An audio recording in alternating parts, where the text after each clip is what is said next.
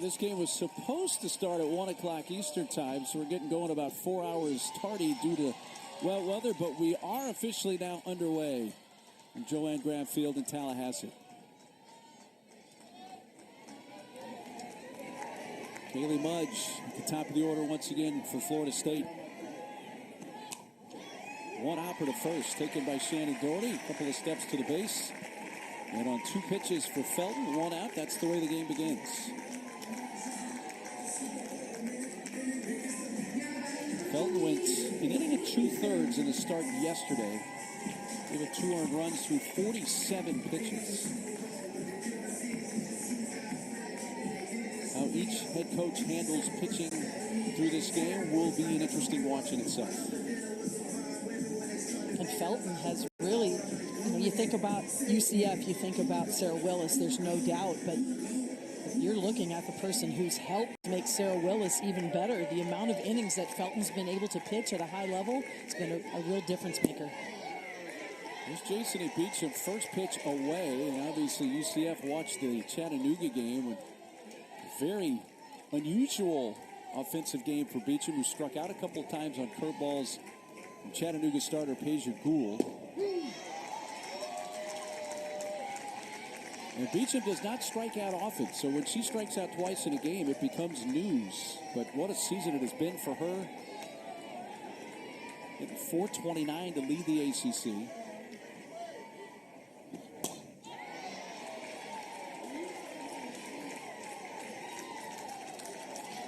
Looking at one of, not the top freshman, true freshman in the nation this year. And you look at the season she's put together, it's one of the best seasons of anyone in the country, and she just happens to be a freshman. She's on the top 10 final list for both the NFCA Freshman of the Year and the USA Softball Collegiate Player of the Year list, the only freshman on that list. So an 0 for 3 night last night for her against Chattanooga with the 2 strikeouts. And she's barely in double digits for strikeouts for the season. So it's a rare occurrence. And I think what made it even more rare, Mark, was the fact that she was swinging at pitches in the left-handed batter's box. I mean, they were not competitive pitches. This is her first NCAA tournament. Could have been a little bit of nerves, a little bit of over-anxiousness. Just very uncharacteristic performance from Beecham. She works the count full now, 3-2.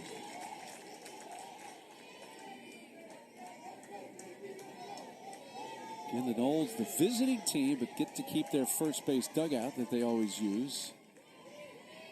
And, of course, the crowd heavily in favor of the Noles. That's deep right field, but well played by Chloe Evans, who had that measured all the way off the bat.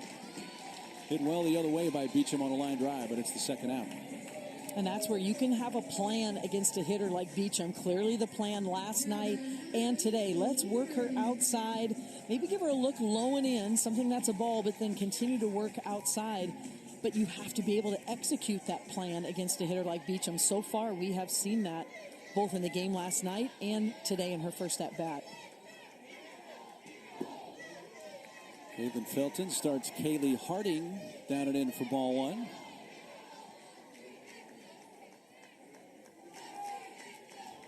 A couple of walks in last night's game for Harding against Chattanooga. Scored a run. Officially 0 for 1.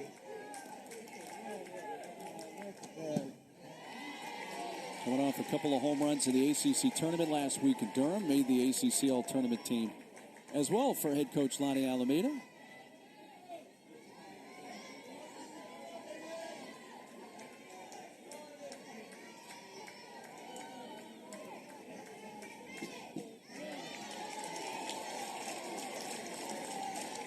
Three balls, no strikes.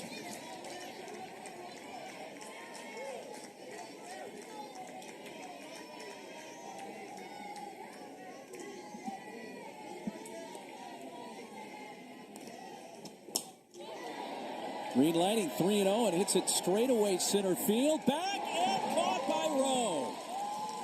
Right at the 220 mark. Janisha Rowe, right at the top of the fence.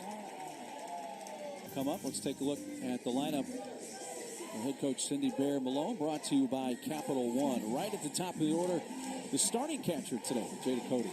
Well, Jada Cody, the amount of multi-hit games she has had so far for UCF is just unbelievable. Nearing the 20 mark, she is a force to be reckoned with. Florida State has had to depend on a number of true freshmen this year, and one of them is pitcher Mimi Gooden. And they turn to the freshman in a big moment in the winner's bracket of the NCAA Regional. She's earned this opportunity. You're going to see her throw in the mid-60s, really keeps the ball in the bottom half of the zone with a curve drop, change-up, off-speed combination.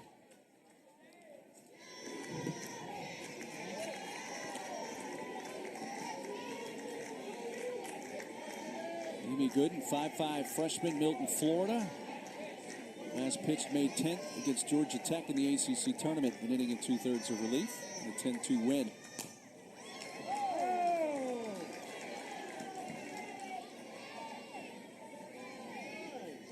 Cody yesterday, a couple of hits, including a double. Scored a couple of runs.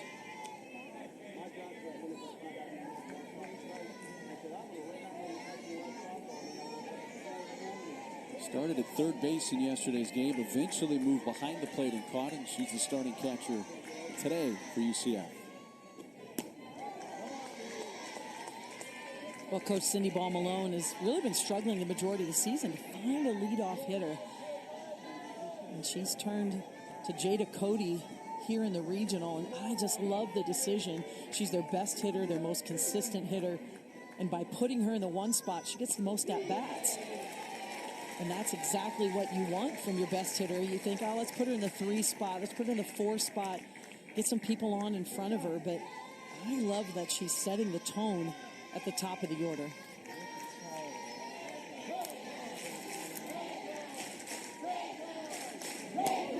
Cody pulls it to third. There's Beecham. High throw, but down on the base comes Amaya Ross.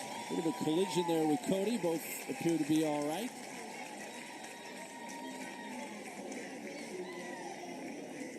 Well, Beecham had plenty of time to really move her. She got the ball quickly, but then threw it off balance. And this is what can happen. She had plenty of time to shuffle her feet toward first base, get her momentum going toward the base. And Florida State's very fortunate that they didn't throw the ball away. Here's Shannon Doherty, who had the first of the 2 3-run home runs in the 6th inning of yesterday's game for UCF.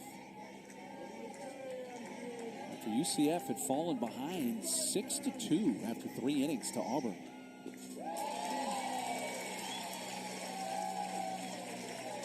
Gooden quickly ahead, 0-2.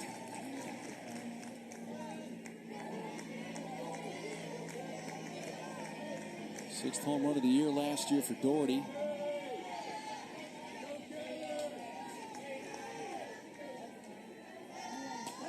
Pulled it down the left field side foul.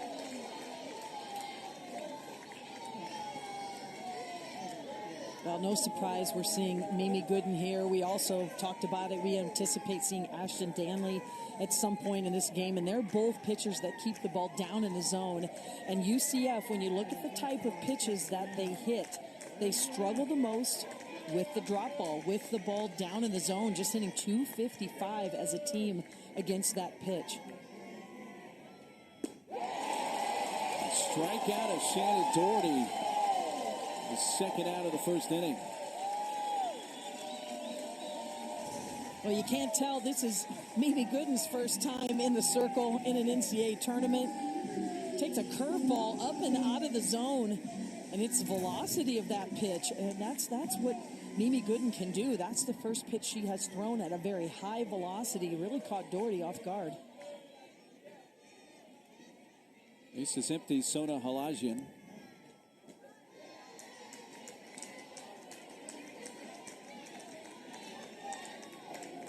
Three-hit game yesterday for Halajian. The transfer from Cal.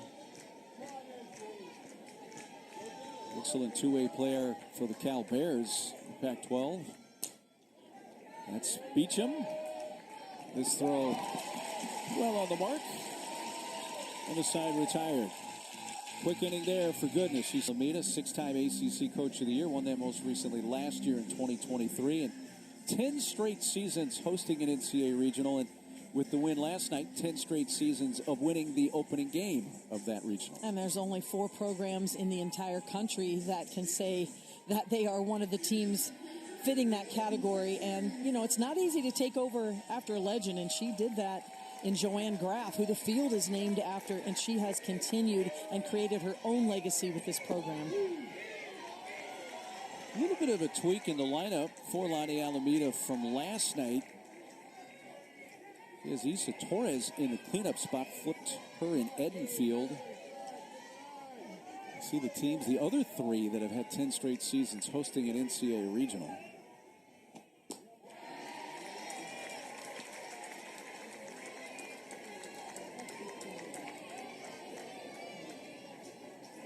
Isa 1 for 2 last night. An RBI, had a sac fly on a ball that was one of the hardest ones hit by a Knoll all night. Chattanooga starter Peja Gould. And that's what's so impressive about Florida State. Their situational hitting. They know what pitches to hunt for depending on what the situation takes. In that case last night, she needed a pitch elevated and made it happen. Humphrey. The ball right off the end of the bat of Torres. She grounds out to third. Caitlin Felton has sent down the first 4 Florida State hitters of the game. You know, this Florida State offense, we talked about it at the beginning of the broadcast throughout the entire season. I mean, they have had some eye-popping numbers through the entire team. Just the amount of runs they score, their slugging percentage, the home runs, the stolen bases. But in the last few weeks, this is an offense that has really struggled. They just have not been able to put hits together when they've needed. We saw that last night. It really took them till the end of the game to get runners on and make it happen, but they're finding a way. But you take a look at what they're doing. They're coming very close to a lot of the Florida State records in terms of offense. But we haven't seen that in the last few weeks. With the win last night, they're 4-4 in their last 8 games, but just prior to that, they had a 14-game winning streak and had won 22 of 23 games. Then a loss to Florida in a midweek non-conference. And then there was the series at Syracuse to end the regular season, where they actually lost the road series in Syracuse 2-1. And that's not something Florida State has done very often, is lose a road series to an ACC opponent. And that's just the dynasty that Coach Lonnie Alameda has built here. I mean, for a long time in the ACC, it was Florida State and everybody else. But now there's a lot more parity in the league. Edenfield hits it fair past first and down the line in right. Michaela chugging for second. She looks over her shoulder and will stop at second base. With a 1-out double, there's the first hit of the game.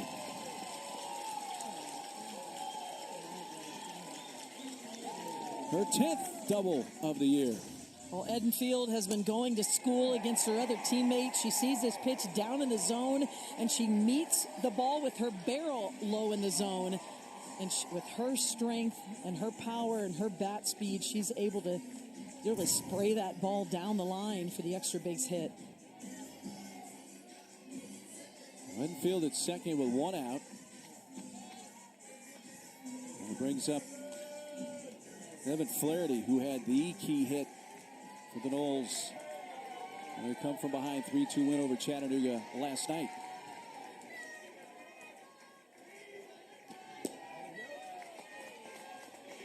The Chattanooga Mocs had this Florida State crowd on the edge of their seat all night. Peja Gould, their starting pitcher, was rolling along, had a 2-0 lead.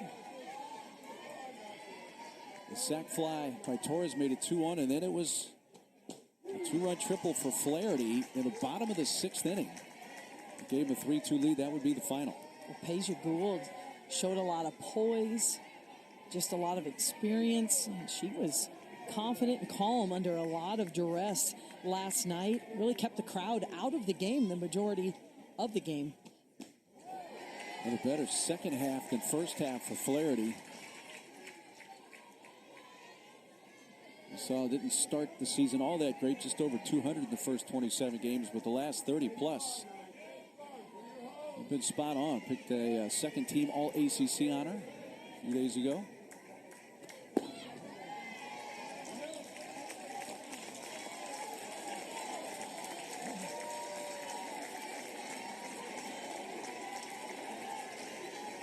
Three balls and a strike.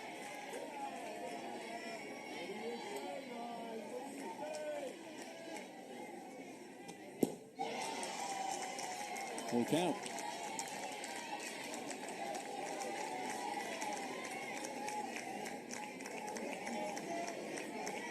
Leland Felton Jr. from Rico, Florida. In on the hands, bounce right side, and comes up. Unable to field it cleanly, Aubrey Evans. Infield moves over to third. And most likely an error, and it puts runners at the corners for Florida State.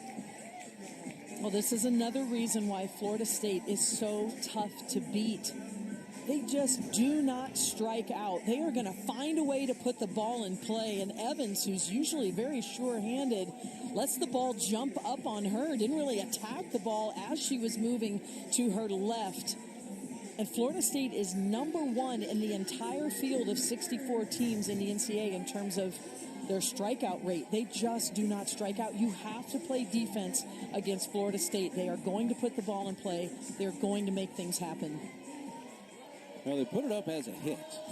So a little home cooking there. But regardless, it puts runners at the corners here for Janai Kerr.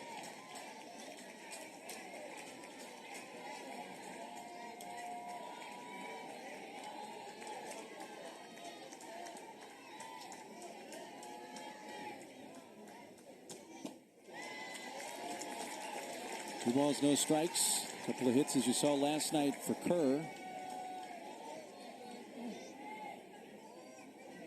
One of those a triple. And she had a couple of outstanding catches in right field. Both happen to be in the same inning. Well, this is a UCF team that is in the top 10 in defensive fielding percentage in the entire country. But when you get in a first and third situation with some speed on the bases, you know, it can cause some busy minds. And now bases loaded for Florida State. But that's also what Florida State offense can do to you. They make you think about more than just the batter. You have to focus on the base runners. Typically, they're in motion as well. So there's your runners. Edenfield at third, Flaherty at second, and now Janai Kerr at first. Head coach Cindy Ball Malone will come out to talk to her battery and infielders.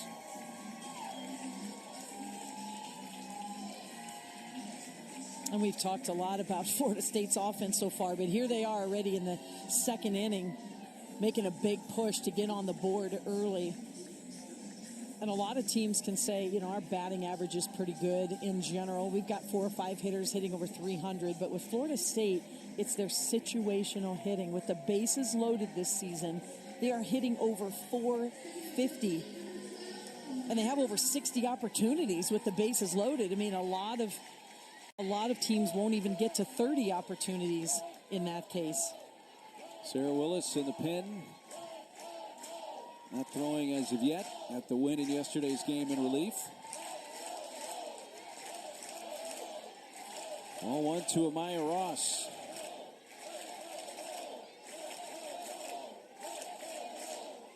Chance here at the top of the second for the Noles to take an early lead.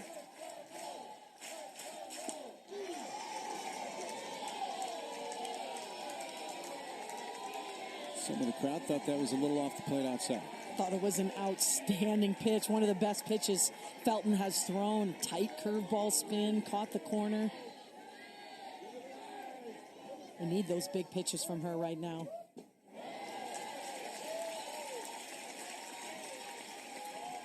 Two balls and a strike with the bases loaded and one out for Florida State here in the top of the second in this winner's bracket game from Tallahassee.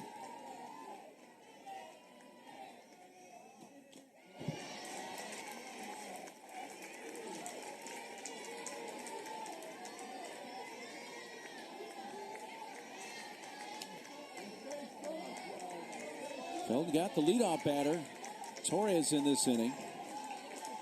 Edenfield hit one the other way down the line and right for a double. Flaherty reached, as has Kerr to load him up. It's in the air to right center field. Definitely going to get Edenfield home. Catch made. Throw's going to come towards second base. The lead two runners tag. Edenfield crosses the plate.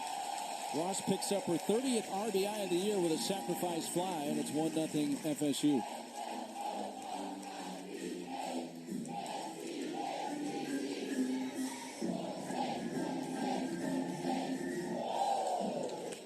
Florida State always looking for that next 60 feet. And in this case, it's a sac fly. Such a complete offense for Florida State. They are looking for ways to take advantage of the situation given to them as a hitter. And in this case, it was a sac fly to get Florida State on the board early. Allie Waycaser off the bench, batted the 9 spot for Hart. Manny Alameda made this same move in yesterday's game.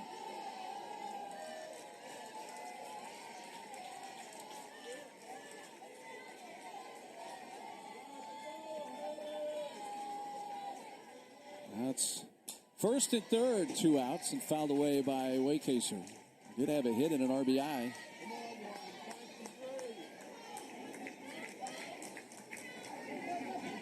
And come from behind win over Chattanooga. Janai Kerr was in motion on that pitch. I look for Florida State to continue to push the envelope here. They've got all the momentum. Good base runner at first base, good speed, really force UCF to be uncomfortable. When you put a runner in motion on a first, third play, it forces a lot of busy minds for the infield, a lot of decisions to be made.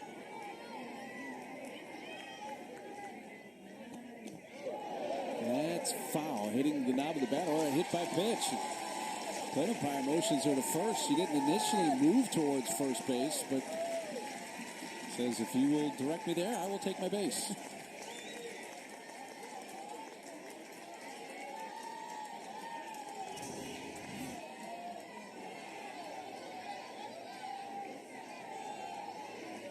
Yeah, hit the knob of the bat. Tough it looks like, but can't tell for sure. But normally, if you're hit by a pitch, you're sprinting down to first base. Reacts. You're Yes. sprinting down to first base. No argument from the UCF side.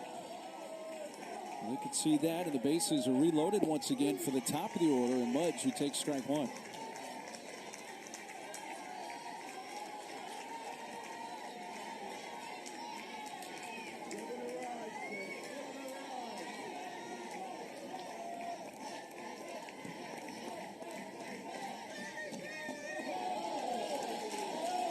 Nice pick up there by Cody, who had to slide to her left.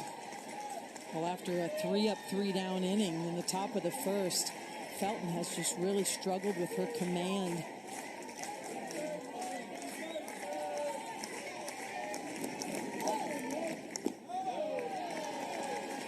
Just can't quite hone it in here. She's trying all of her pitches. We've seen the screwball there. We've seen the curveball. We've seen her off-speed pitch. And it's really difficult when you're struggling with that command, especially in this situation with bases loaded. Last thing you want to do is lay it over the plate. And against Kaylee Mudge, we talked about how tough Florida State is. The best in the field is at not striking out as a team. They just put the ball in play. Well, you're looking at Florida State's best. She's in the top 20 in the country in terms of toughest to strike out. Guides it foul down the left field side.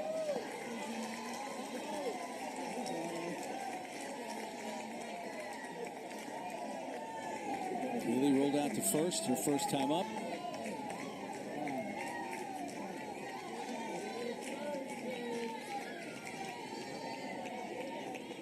Kaylee Mudge, first team all ACC this year, batting with the bases loaded.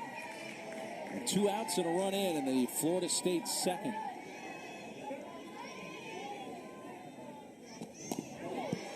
That was right off the plate inside. Somehow made some contact with that.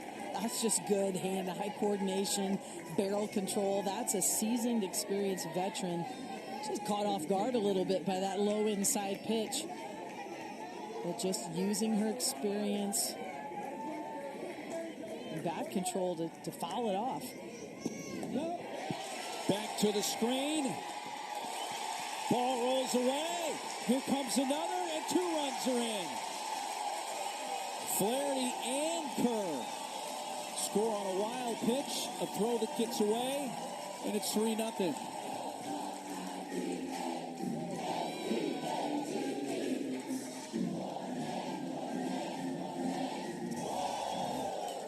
This is what Florida State can do to you. It's a wild pitch. They're going to score 1 run, but if you do not execute, if you are not sharp on defense with your fundamentals, catching and throwing, and the back up there, Doherty getting too close, their heads are on a swivel. They're going to take that extra 60 feet. They get 2 runs.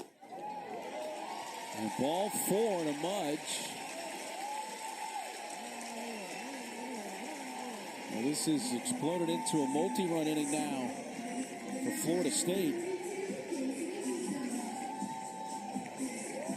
Wild pitch and a throwing error behind the 2 runs to score in that previous play. Well, just going to be a matter of time now as well before Kaylee Mudge is in motion. When you've got momentum on your side and you've got team speed, you've got a team that's a little bit on their heels on defense, you're keeping your foot on that gas pedal. Second trip out in this inning, so we're going to see a new pitcher here.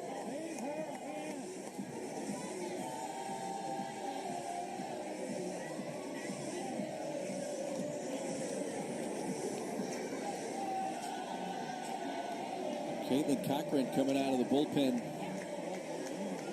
for UCF. So the Knights make a pitching change.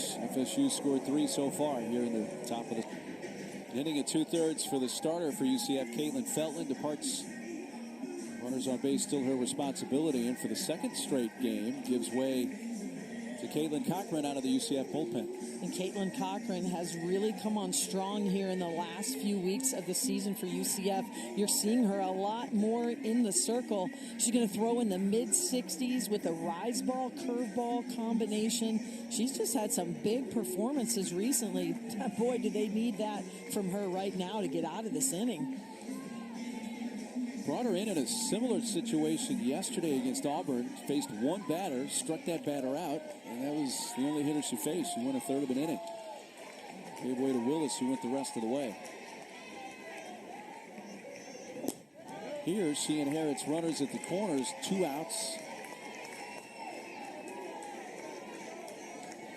Mudge aboard with Ray Kaser. And Beecham at the plate.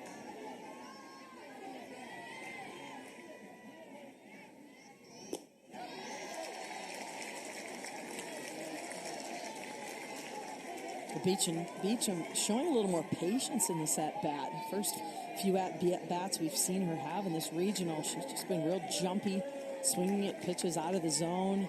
I like the adjustment she's made so far, working herself to a hitter's count. Hit the ball harder. First time up, lined out to right. Here's your seasonal situation. Look at both those circumstances here. I mean, this is a freshman playing a very challenging schedule, and she has just been so poised and so ready for her freshman season in college. And, you know, we were visiting with them the other day, the Florida State team. I mean, Michaela Edenfield, who's a seasoned veteran, said, I've just really enjoyed learning from Jasony as well, watching how she goes about her business. Beecham gets the count in her favor, 3 balls and a strike. I look for Mudge to be in motion on this pitch. A hitter's count. Good speed at first base. She is running, and it is ball 4 to Beecham. And that reloads the bases once again for Florida State. We talk about the runs scored. We talk about the team speed, the batting average of this Florida State team. But something that gets neglected a little bit is their ability to draw the walk. They're one of the best in the country at drawing base on balls. And that just allows more runs to score when they are able to drive the ball deep. We've seen 3 in this inning alone, Mark. And the ninth batter to come up in the inning is the DP, Kaylee Harding.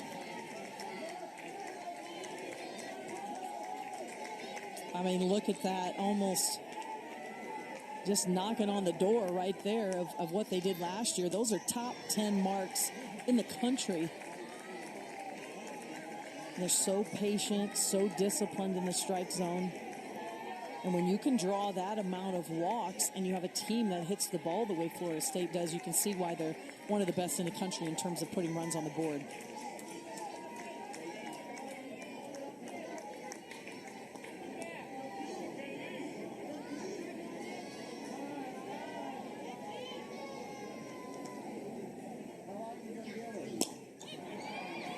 Play right side.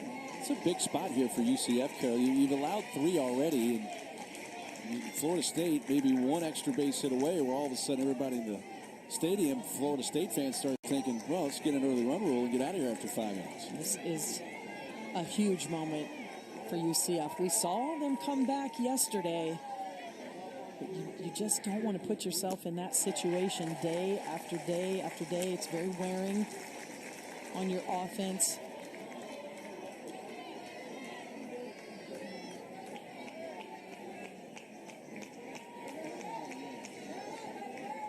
UCF pitching retired the first 4 Florida State hitters of the game, including Torres to begin this frame.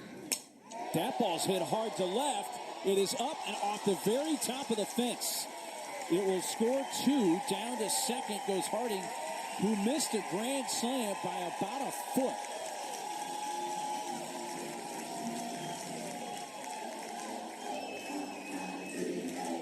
The only thing that kept it in the yard, Carol, was it had topspin. Well, Kaylee Harding has been an RBI machine throughout her career at Florida State, and it continues. Absolutely crushes this ball because she is on time and on plane with her barrel. And that ball got to the wall in about 2 seconds. Coach Cindy Ball Malone came out, and she is wanting something reviewed here. She pointed towards second base. At least that seemed to be the impression I got.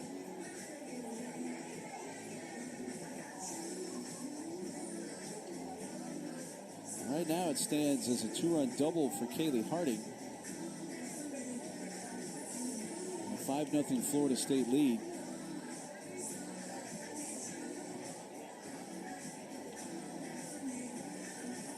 Well, if they're pointing towards second base, you start to think about a few more things. You know, somebody missing a base. Usually you have people in the dugout looking for that, but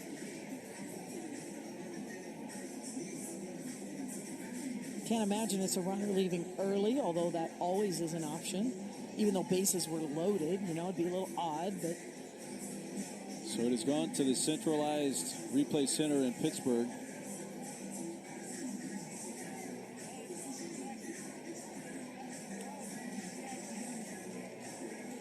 Right now it remains a mystery, but it will be solved at some point here, I promise you.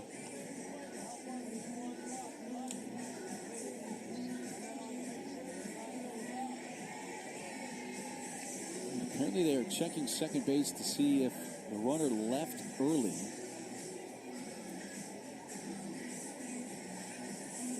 Well, Mudge was the runner at second when the play began. So let's take a peek here. It's close, but it wasn't called on the field. No, the ball's out of her hand right now, and her foot is still clearly on the base. Yep. So the no. Try to do anything you can to end an inning like this. I mean, all of the momentum is with Florida State.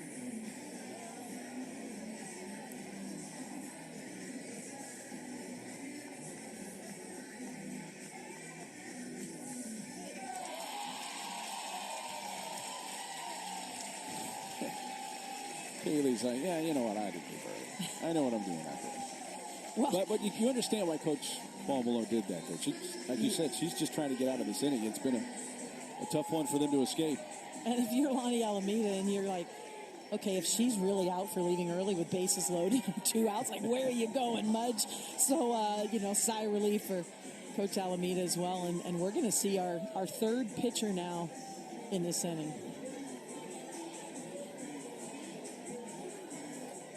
So Cochran faces 2 hitters.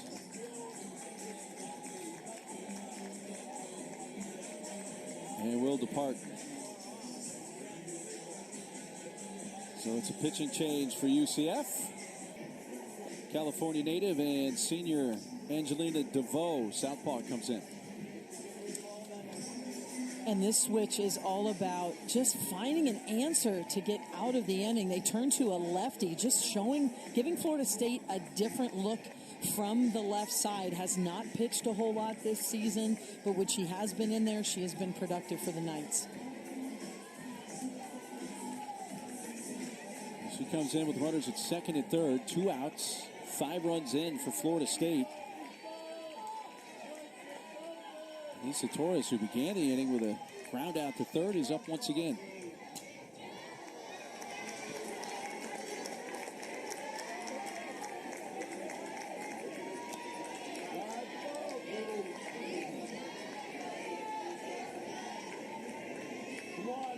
A big play in this inning that it was scored a hit off the bat of Flaherty, but they had what would have been the second out. Well, that ground ball to the right side did not get it. It has extended the inning, and Florida State has made it hurt. And it's been a combination of free passes, the walks, the wild pitches, and on top of that, some key situational hits from Florida State. Ground ball to second, fielded by Evans, and out at first to retire the side. But 10 batters come to the plate, and Florida State scores 5 times. Season 6 in Orlando as head coach of UCF for Cindy Ball Malone, who was an All-American pitcher, Big West Pitcher of the Year at the University of the Pacific. Great playing career, and it was a historic game for her team, her school yesterday with the offensive production they had. They're going to need more of that today. And she's thinking, we can do this. I believe in our team. We just got to keep chipping away. She saw it happen yesterday. We've talked a lot about Florida State's offense, but UCF's offense has really been their story all season as well. Their speed, a little more speed team than power team, but they can make things happen too. But a foul by Chloe Evans. It's just the bottom of the second. UCF is the home team in the game, playing here in Tallahassee. Lots of opportunities to close the gap, beginning right here in the bottom of the second for UCF. Big game for Chloe Evans yesterday against Auburn. She was 4 for 4.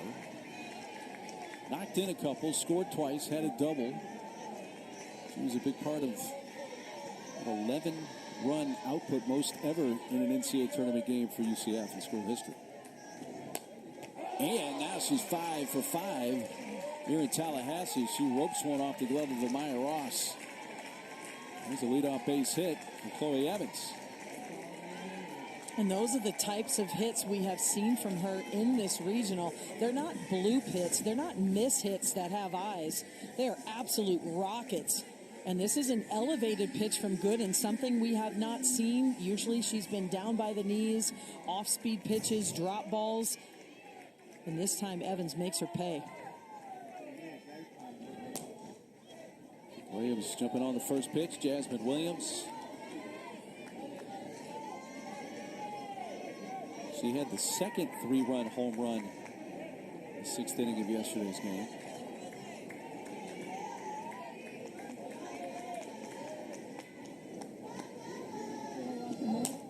This is hit on. A couple of hops to Torres. Now, we've had rain here. The infield has been covered, but there's some times when it's taken some water. That ball just kind of died. And I think Torres was trying to figure out what kind of hop she was going to get and should she charge that ball. Yeah, and it's going to be a slower field. A wet, muddy field is a slower field, and the ball was mishit. And, you know, the speed and direction of the ball tell you where the play is going. The speed of the ball was slow, so there's no chance for the lead out. Good decision by Torres to go to first. Stormy Kotzelnick, the hitter for UCF.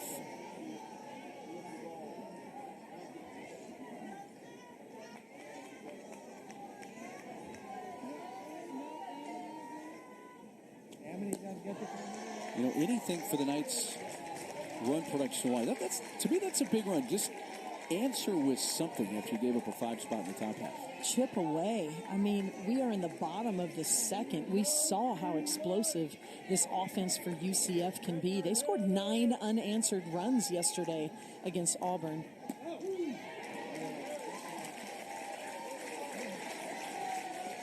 I think Kotzelnick liked that call, shaking her head as she got out of the batter's box. What a pitch she was going to swing at 2-0. That's the big rally hat on in the dugout. Infield gives it a look, but it's up on the roof.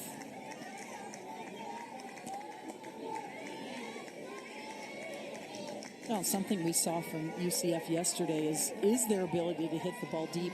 And coming into the game yesterday, they just had 38 home runs. Florida State has double that and more. But we saw 3 yesterday. And that's what it takes sometimes in the postseason. It's the ability to elevate, come through when your team needs it. And we had 3 different players from UCF hit those home runs.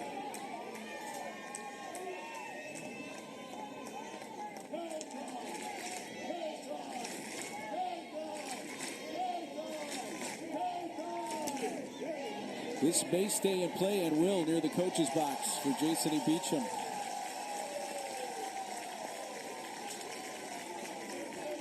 Two outs.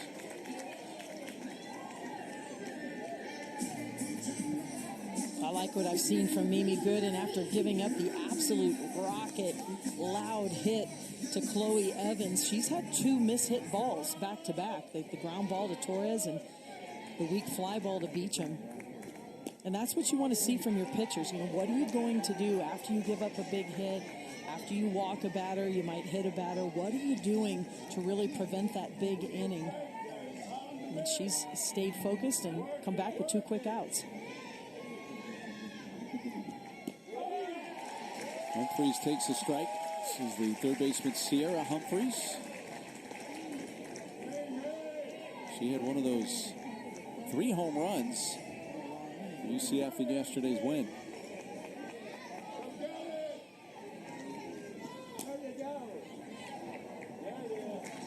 Those foul to Beecham.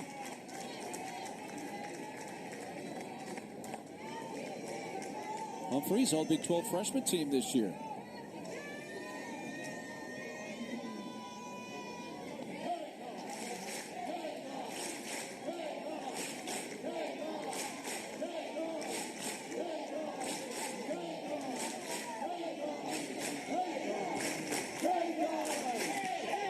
Top foul.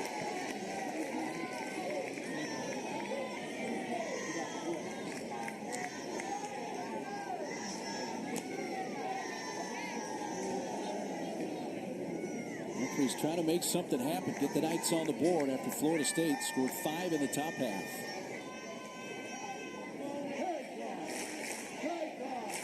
Evans led off the inning with a bullet base hit. She's at second with 2 away. Slow roller, charged by Torres. Issa's throw in time. Mimi Gooden works around that leadoff hit by Chloe Evans after 2 from Tallahassee. Oh dear, oh dear. What? Aren't you an elk? I don't know what I am. Heading into the top of the third, Florida State coming up. Does that qualify as a rally hat, rally beating, something like that? Well, that's the reason UCF needs to rally, because that was the Florida State second They sent 10 batters to the plate, scored 5 times. And you take a look at that and you see just 3 hits, but they were big hits and key hits to score those 5 runs. It's the free passes that really hurt UCF. First pitch strike from Angelina DeVoe. Got the final out of that second inning. So he's already the 3rd different pitcher for UCF. Enfield got the rally going with a double with 1 out last inning. So grounds to 3rd here. Humphrey throws in time.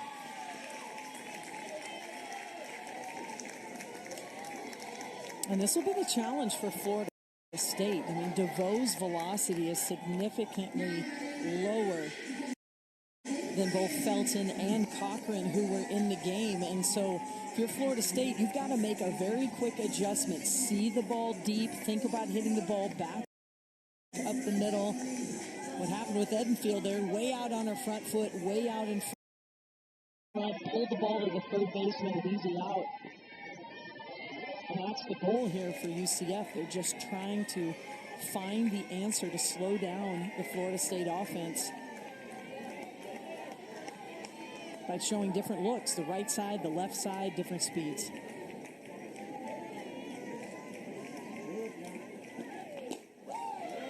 Ball inside to Flaherty. An infield hit for her and a run scored in that 5-run second. And of course the big RBI triple tonight in the go-ahead run in the 3-2 win over Chattanooga last night.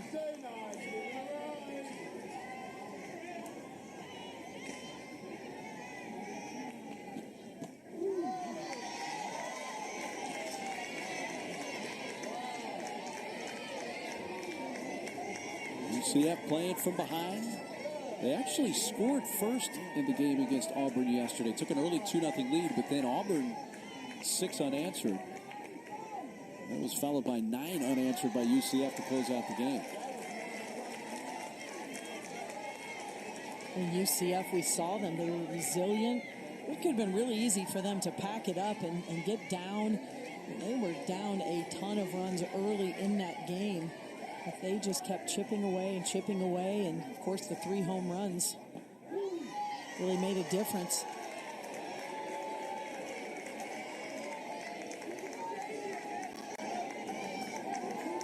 Full count. A couple of 3-run home runs late in the game yesterday for UCF. There is ball 4. So 1-out walk to Flaherty. Take a look at our bracket here in Tallahassee. This is the winner's bracket. Winner of this game is automatically in the regional final. Loser would have to face an elimination game against the winner of the upcoming game between Auburn and Chattanooga. And a little caveat to all that, we should let the viewers know, since this game started so late, we're 4 hours later than we anticipated. It was supposed to be a 1 o'clock start. Turned out to be 5 o'clock. The hope is to get all 3 games that are scheduled today in. Now, there's a possibility that may not happen. If it does, that's going to kind of push things around tomorrow and even possibly into Mondays. But we'll see. But that's where it's at right now.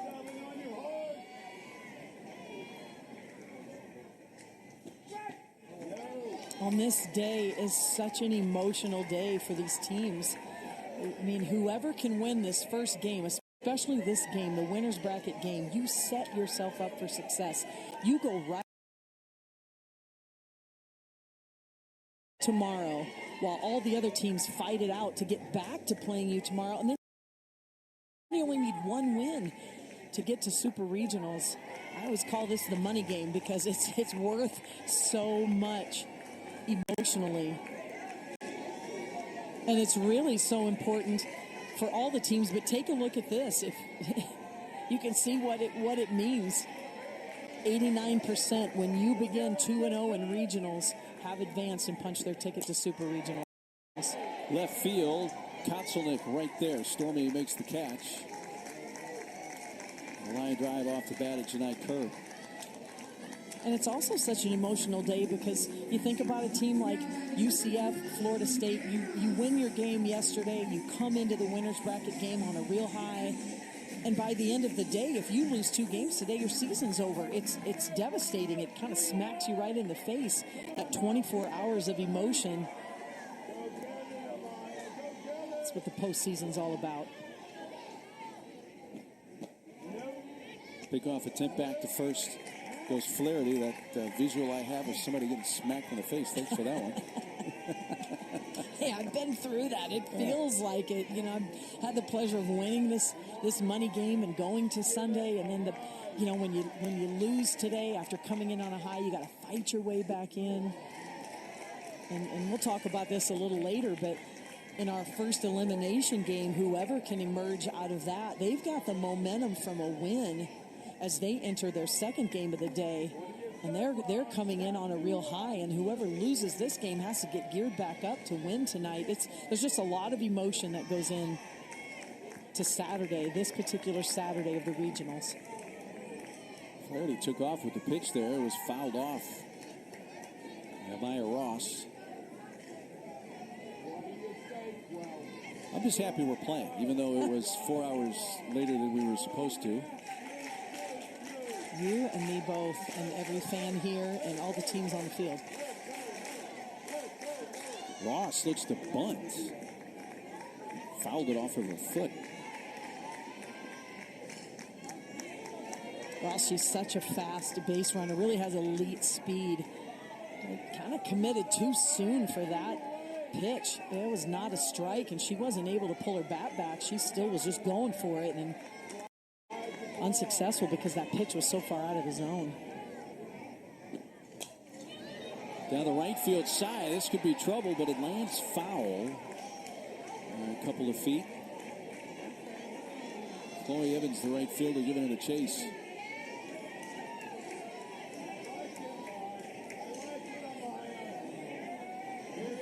Well, the infield dirt has been covered, and we were lucky just to get the second game in last night. Had it extended another 10 minutes or so, we may have had a lightning delay before Florida State's 3-2 win over Chattanooga. And then, not long after that, we had hard thunderstorms. And then more rain earlier today. Noisy, loud, hard downpours. It wasn't a light drizzle going on out there. It was some serious activity. A lot of water. Another 2-2 pitch. This one will be playable out in shallow right field. The second baseman gets called off. Evans wanted it, but Evans says, I'll take that, and does so to end the inning. Florida State strands a runner going to the bottom of the third, 5-0. It begins May 30th in Oklahoma City. Day one of this tournament yesterday on Friday, and some of the regional notes. What's going on in Columbia, Missouri? Omaha beat Mizzou. Washington beat Indiana. That was also in Columbia, Missouri. And then Omaha won again today, beating Washington. And UCF made history yesterday with that offensive output. All school records for the NCAA tournament, 11 runs, 15 hits, and the 3 home runs. And this is what the postseason is all about. You never know. The game doesn't know who's supposed to win. It doesn't know what seed you are. It's who shows up and who can get it done. And congratulations to Omaha as they win their first 2 in Columbia. 8-9-1 batters for the Knights. Janisha Rowe, center fielder, who made a spectacular catch up at the top of the fence in dead center field to Rob Cayley Harding in the top of the first. First at bat for Rowe, who bunts it foul. Yeah, and it doesn't matter if Rowe has 2 strikes. She still can drop that bunt down. And this Florida State infield is playing inside the baseline. And you'll see the corners. You take a look at Jason E. Beecham. I mean, she is halfway up the line, and that is just respecting the speed of Janisha Rowe. Rowe on the ground at first, right into the mitt of Amaya Ross, who takes a step to the base. about the only way you can get roll out when she hits the ball on the ground. She hits it right at somebody. And to the first base side, so there's not even a throw across the field. And she still was halfway down the line when Ross tapped the base. But Florida State can't draw it up any better than that to retire the Speedy Rowe.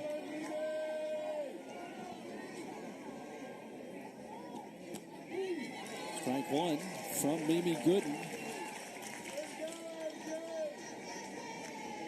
True freshman getting the start. Her first ever appearance in the NCAA tournament.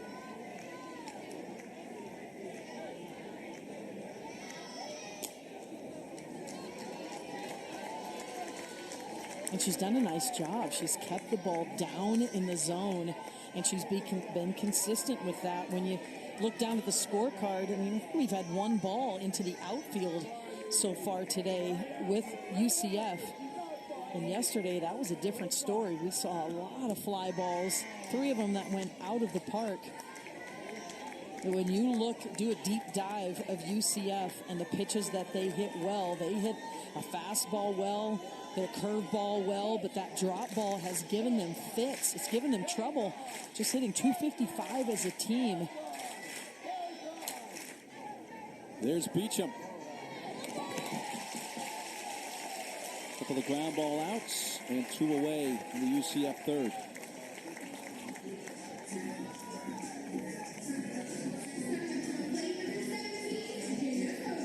So that's once through the lineup for Mimi Gooden as it turns over for UCF back to the top and Jada Cody. And the only base runner the first time through was Chloe Evans' base hit to lead off the second. Gooden throws another first pitch strike.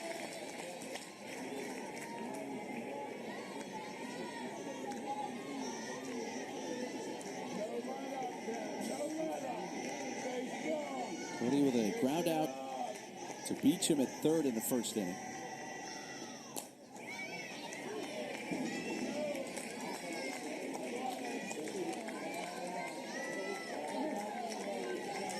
No balls, 2 strikes.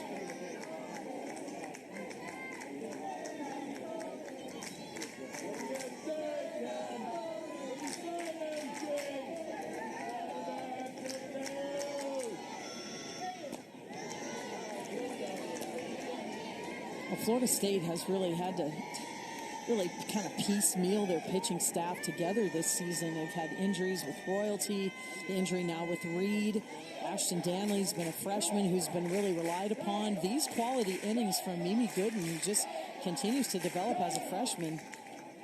Beecham snags it. Couple in her direction. She makes each play, and they go down in order.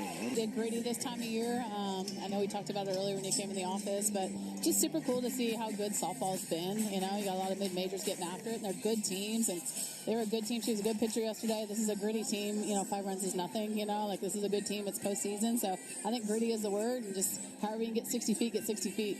Well, Coach, I don't know if you see what I see, but I think the sun is coming out here in Tallahassee, which makes us all happy. But you've got you've got a pitching staff with a lot of options, and yet in the winner's bracket game here, you hand the ball to your right-handed freshman. What went into that decision, and how do you feel about her performance so far?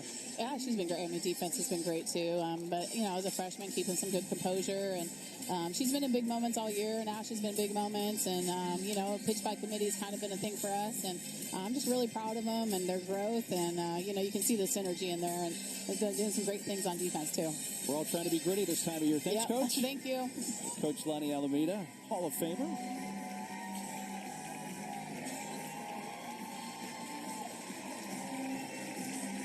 Good look at Joanne Graff Field. We started about 4 hours late due to wet weather.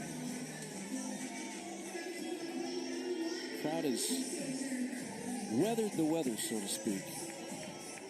We appreciate their patience and yours as well, watching on this Saturday.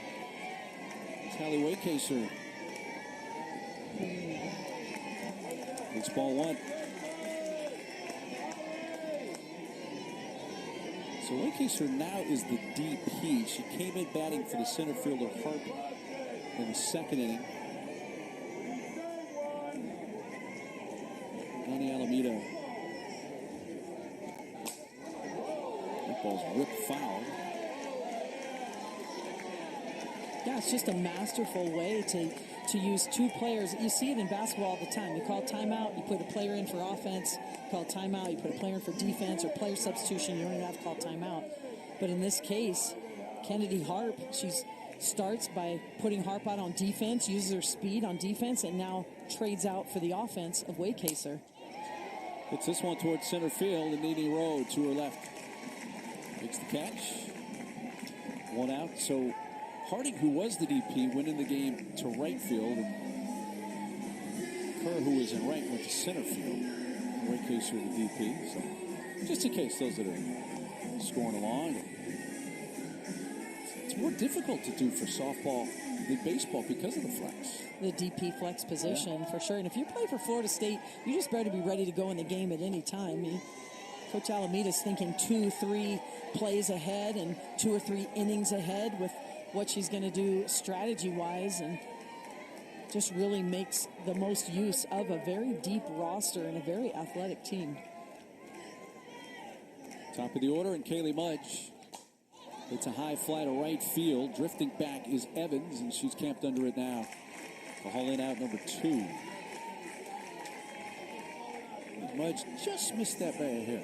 Well, and since DeVoe has come in the game, we talked about it earlier, a very different speed, the velocity, upper 50s, lower 60s. Florida State's had a tough time making that adjustment. We've seen a lot of players out in front of the ball, beating in the ground or lifting it into the air. Just need to be a little more patient. Let the ball get deep. Easier said than done. You get real anxious when you have a little longer, see the ball. It's not getting in on your hands quickly. Beecham's lined to right and walked. And there is a base hit for Beecham, her first in the NCAA tournament. I got a feeling there's going to be a lot more over the next 3 years, plus 4 years total. No doubt about it. And just a big sigh of relief for the freshman who's just having a monster season at the plate. This pitch is in a little bit on her hands, but she's strong enough, quick enough with her barrel, gets enough of the barrel on it to flare it up the middle.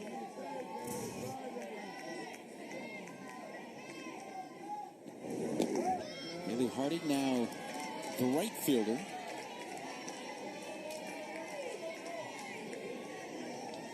Her third time up. Fly to center and doubled.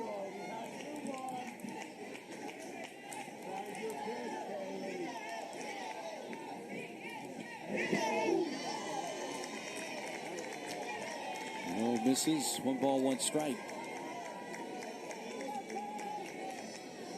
I mean, you take a look at the 62 RBI on the season. She's in the top 15 in the country in terms of RBI. Of course, you need teammates on base if you're not going to hit a home run for that to happen.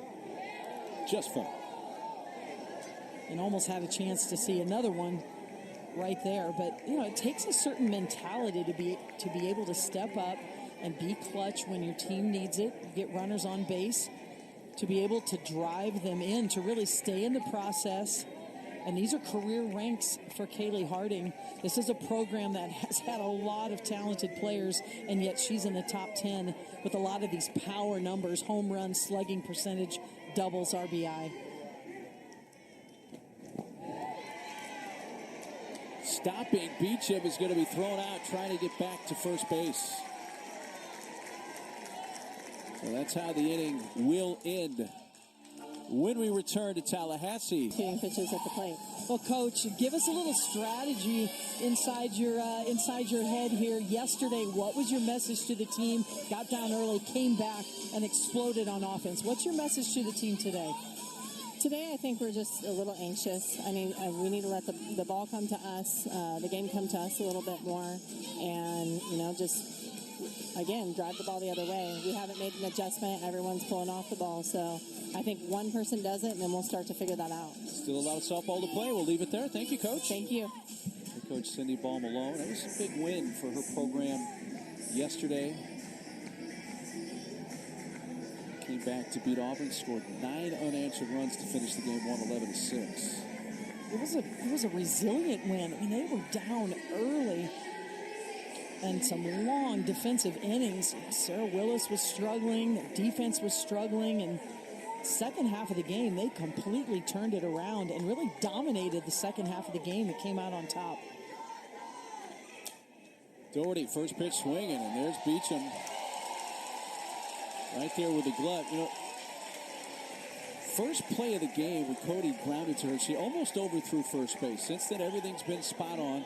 Not exactly sure what just happened on the bases in the last inning, but she keeps her head in the game right there and makes a quick play to get an out. And that's an outstanding play. It looks like a routine play, just 5-3 in the scorebook, you know, throwing it out. But the fact that that ball was not hit hard made a big difference. That's the third baseman's got to come across to field that ball. If you don't, it's on the ground too long getting to shortstop. So I just love the mentality there of Beecham attacking that ground ball. UCF wants to use the timeout here. Well, Coach Ball Malone has another message for the team. While we have a moment, I'll remind you that the NCAA Women's College World Series will begin Thursday, May 30th for the 23rd straight year, every game. ESPN, the championship finals begin Wednesday, June 5th, Oklahoma City. And for more info, you go to ncaa.com. That's your home for all 90 NCAA championships. You know, Mark, I think that very pointed, strong redirect right there from Coach Ball Malone, where she got her whole team together, was about, let's hit the ball up the middle to the opposite field. Because right now, all of the outs for UCF. And there's a ball up the middle, but right to the second baseman, Flaherty. And a good adjustment there by Halasian, because Gooden does not have that velocity, that tempo on the ball, and they are out in front of it. And everything is going to the left side of the field for the right-handed batters. And you could just see her with her, you know, she started to mention it to us in our in-game interview, but that's become very important. Looking for that adjustment from her team. Because right now, all UCF's doing is feeding the infield defense of Florida State, and this is one of the best defensive teams in the country, and they're just playing a little catch out there on defense. Chloe Evans has the lone base hit. That was a leadoff single in the second. She's been the only base runner at this point for UCF. And if Florida State can get this type of quality performance from Mimi Gooden, you know, just every inning that goes by, she's just getting more outs for her team. That allows Ashton Danley, who's been a big part of the Florida State pitching staff of late, gives her a chance to get a little more rest if needed late in the game, or again, you look ahead to tomorrow, later tonight. Evans jumps on that one and hits it high and foul down the right field side. Kind of tomahawk that one. She wasn't going to get cheated on that one. I think that was kind of the definition of swinging out her shoes. You know, you hear it a little bit. She took a hack. Why not? She's got 5 hits in this series so far, in this regional so far. Exactly. She's 5 Keep for swinging. 5. 4 for 4 yesterday, 1 for 1 today.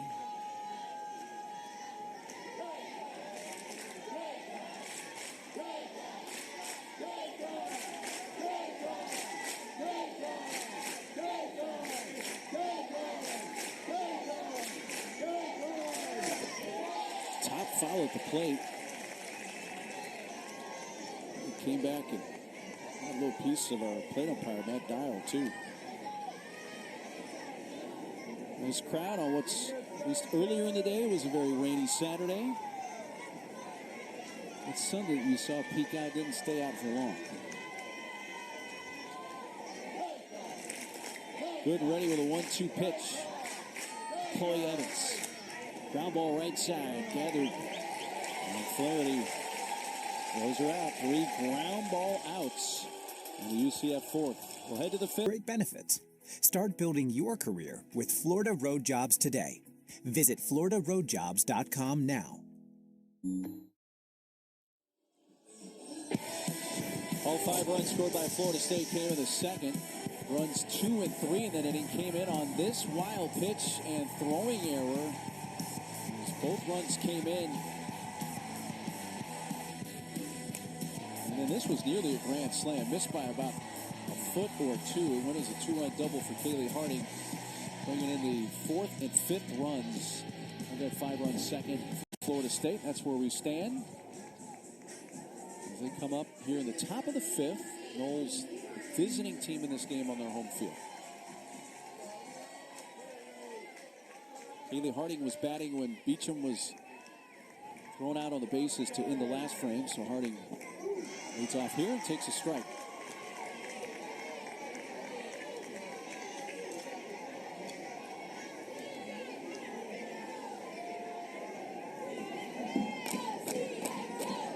Angelina DeVoe, 2 1/3 scoreless innings of relief out of the bullpen for UCF. That's just her 36th pitch. She's really stabilized things for them. Yeah, has only allowed 2 base runners, just the 1 hit, and the 1 free pass.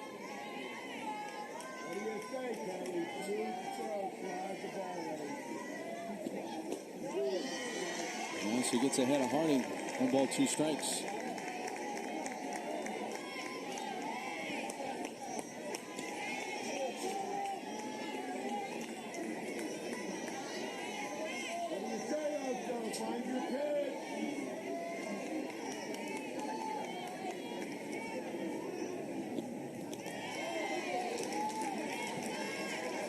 We talked about it earlier, but just how disciplined Florida State offense is. We know they're in the top 10 in the country in scoring, team batting average, slugging percentage. They hit a lot of home runs, but it's the walks that's really the X factor, the difference maker. They're also one of the top teams in the country in drawing walks. So when you get a lot of those free passes on ahead of those runners on base, and you actually hit the ball, not this time for Kaylee Harding, you score a lot more runs. First strikeout for DeVoe. Well, this being the 15th national seed, Florida State, Tallahassee matches up with the 2 seed. That is Oklahoma. Here's what's been going on in Norman, and 3-time defending champs. As of now, they are rolling right along into the regional final. Lisa Torres batted twice in the second inning. Started it and finished it.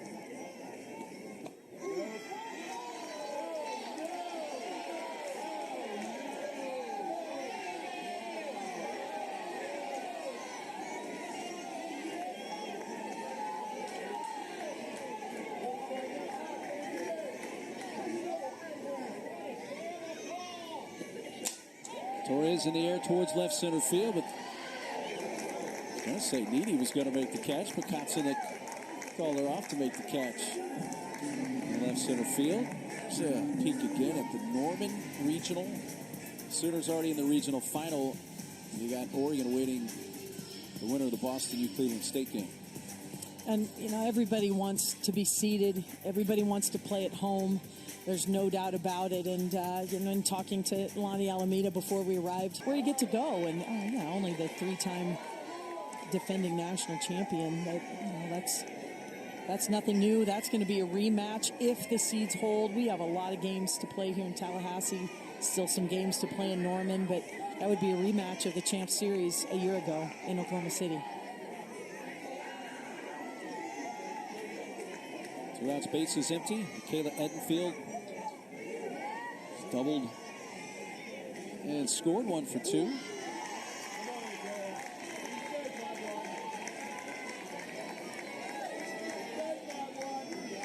And the whole no balls, 2 strikes. Angelina DeVoe, has it been more just kind of that left from the left side, which she's been throwing, a combination of all this? It's just a different look, different speed, much slower tempo. And you got to give her a lot of credit. She came in when this game was just being dominated by Florida State, and she has really quieted this offense, and that hasn't been what most pitchers have been able to do all season long.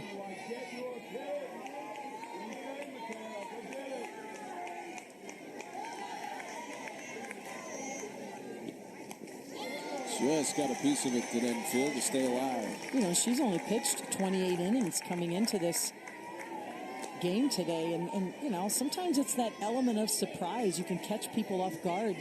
Not really preparing. You're preparing for a Sarah Willis. You're preparing for a Felton, you know, and all of a sudden here comes DeVoe. She's done a nice job. Carson, California. In her 4th season with UCF. She's a senior. And both of the pitchers in this game, it just goes to show you, you do not have to throw 65 to 70 miles an hour to be successful at this level. If you don't throw with that velocity, then you need to have quite a bit of movement, you need to be crafty. And that's what we're seeing really from both Gooden and from DeVoe. Strikeout completed on the throw down to first base. 2 Ks in the frame for Angelina DeVoe. UCF coming up the bottom.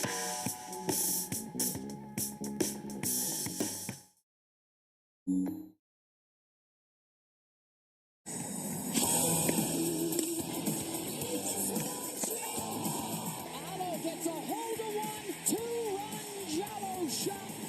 Inside Vidal left field. See you later. 3rd season of Athletes Unlimited Softball begins on June 10th in Wichita, Kansas. Tune in right here on the ESPN family of networks. Watch all 18 games. Do not miss a minute. UCF coming up, bottom of the 5th. All the scoring came in the Florida State second. They scored 5 times. True freshman Mimi Gooden. Look at the breakdown. 10 ground outs of the 12 outs that she has recorded. And I tell you what else that has done to stymie the UCF offense. Not only is she just rolling ground balls and feeding her defense, defense is playing well behind her. UCF has really hung their hat this season on their team speed.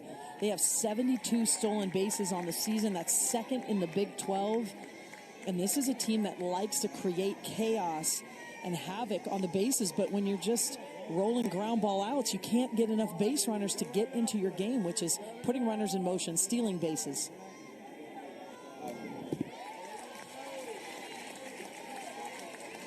Jasmine Williams leading off. Only at bat so far today. She grounded out to short. 2 hits yesterday, 4 RBIs, 3 of those coming on a 3-run home run.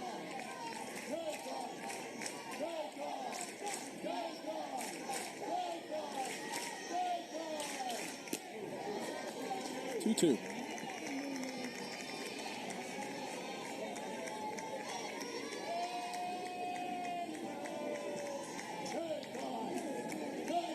Five, 6, and 7 hitters coming up here for UCF.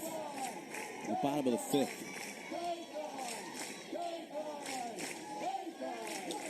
There's a base hit. And that gets past the right fielder Harding and all the way to the fence, and that allows Williams to wind up at second base.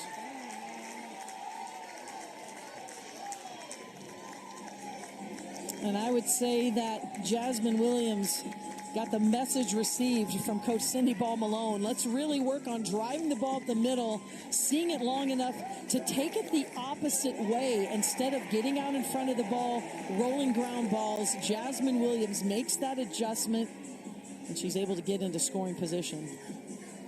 Her 6th double of the season. Konselnik. That is fair. Throw to first in time. Well, that got stuck in the, I'll call it mud. It's been pretty wet out there today. That ball just came to a dead stop right at the edge of home plate. Edenfield picked it up and threw her out at first. Yeah, still a productive out there to move the runner 60 feet closer to getting on the board, and you feel like that's what it's going to take for UCF. You just get that one run back, get it on the board, get their confidence back.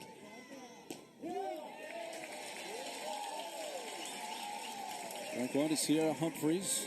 Williams at 3rd with 1 out.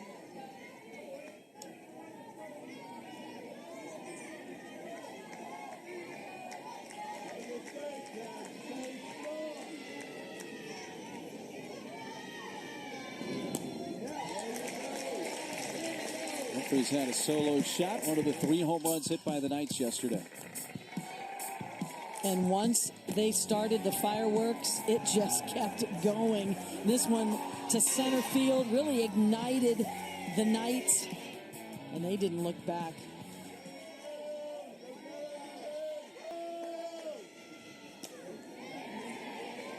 Protecting there and fouled it off right side.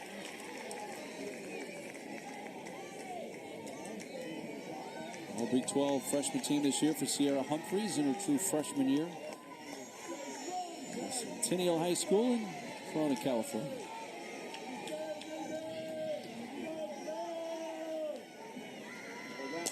Humphreys sends this to the alley in left center field. That's going to get UCF on the board.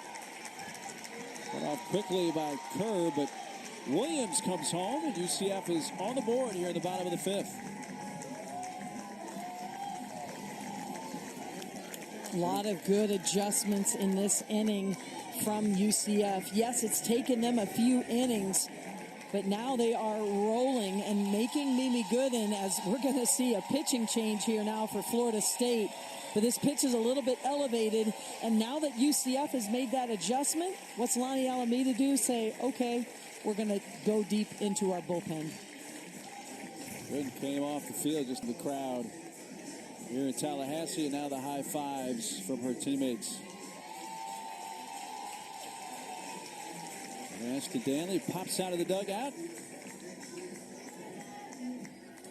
She kept him in the game last night, wound up getting the win against Chattanooga, and she comes in here, one out in the bottom of the 5th inning.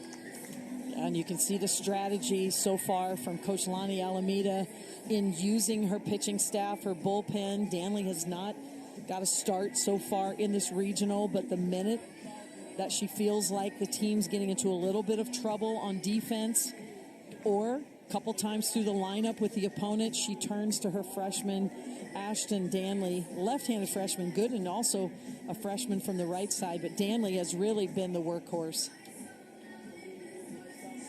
Well, the book not quite complete on Gooden. It's the runner on base, still her responsibility, but how about those numbers? That's our Capital One rewarding performance presented by Capital One, and if you had told Lonnie Alameda before the game, these are the numbers you're going to get from Mimi Gooden today, she says, I'll take that every day of the week and twice on Sunday. Yeah, counting 13 outs, and the majority of them just weak ground ball outs. Listen to this crowd. They're showing her on the scoreboard right now. They are appreciative of her efforts, and that's got to make the freshman just feel really good. Give her a lot of confidence next time she sets foot in the circle.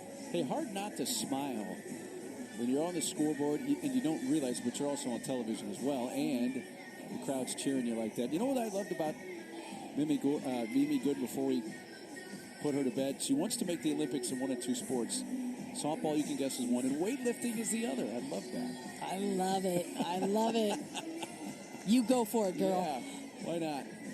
You mentioned Danley yesterday. She was a big key for them in allowing them to come back and win that game over Chattanooga. And she's got the majority of the innings for the Seminoles this season. It's been so much fun to watch her growth as a freshman. Really got knocked around a little bit in February, and now entering into May. This is a poised, confident freshman in the circle, and her team has a lot of confidence behind her.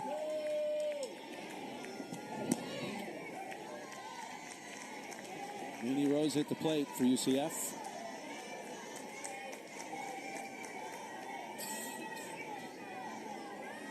Two-thirds innings of scoreless and hitless relief. Didn't walk anybody. Struck out 3.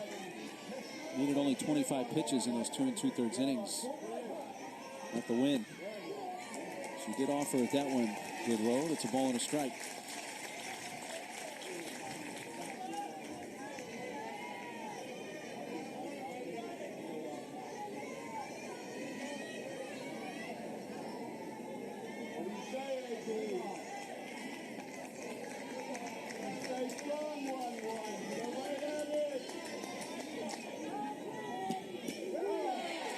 Runner goes. Throw goes into center field.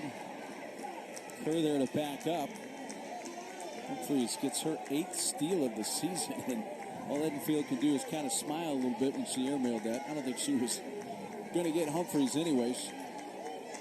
She was just caught off guard, too. Watch how long she sits in her squat. She just really stays down and then realizes, oh, the runner's going. And in the minute you hesitate as a catcher, that's just time for the base runner.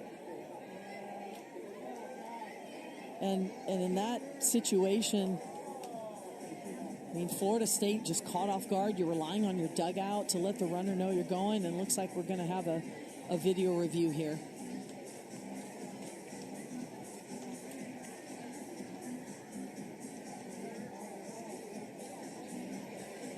We'll see what they're looking at here. The natural assumption is to check it to see if she left early from first base. But that's not confirmed from Centralized Replay Center in Pittsburgh.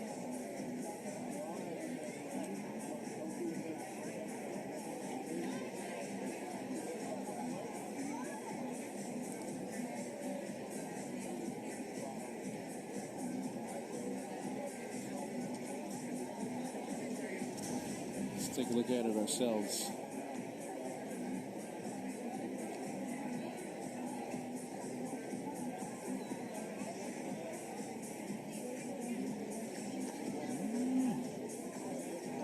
That's close. It was not called on the field.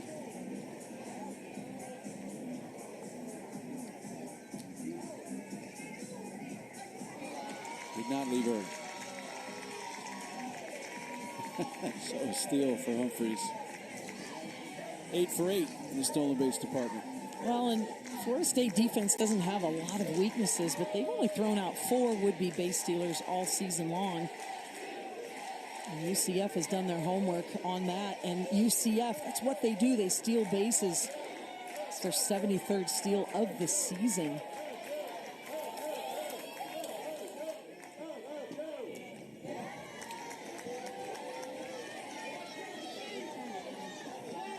There's a runner at scoring position.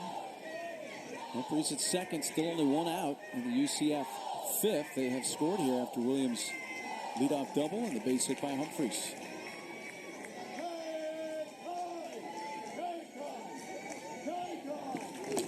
Rowe, liner caught. Danley immediately looked back to second, but the way the defense was set up, no chance to double up the runner. That's such a good pitch at a good time from Ashton Danley. You got to slap her in the box. Danley pulls the string, throws the off-speed pitch to the outer half of the plate. You can see the slow bat motion from Rowe. Doesn't really get a full swing on it, full slap on it in this case. And she gets the out. Danley pours in a first pitch strike to Aubrey Evans. 0 for 1 with a ground out to third.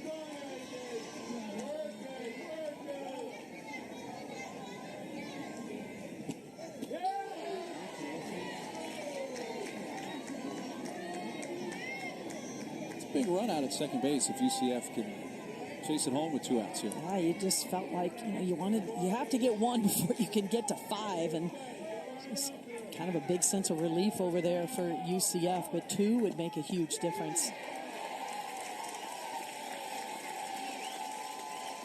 And I like the adjustment they made against Gooden. It took them a very long time to really sit in there and drive the ball the opposite way. But it's this constant strategy, point, counterpoint from the coaches to bring in Danley. Evans into left field, base hit. They're going to hold her at third base as Mudge came up with it quickly. A wise choice there by Sydney Ball Malone. Hold Humphreys at third, but now it's runners at the corners.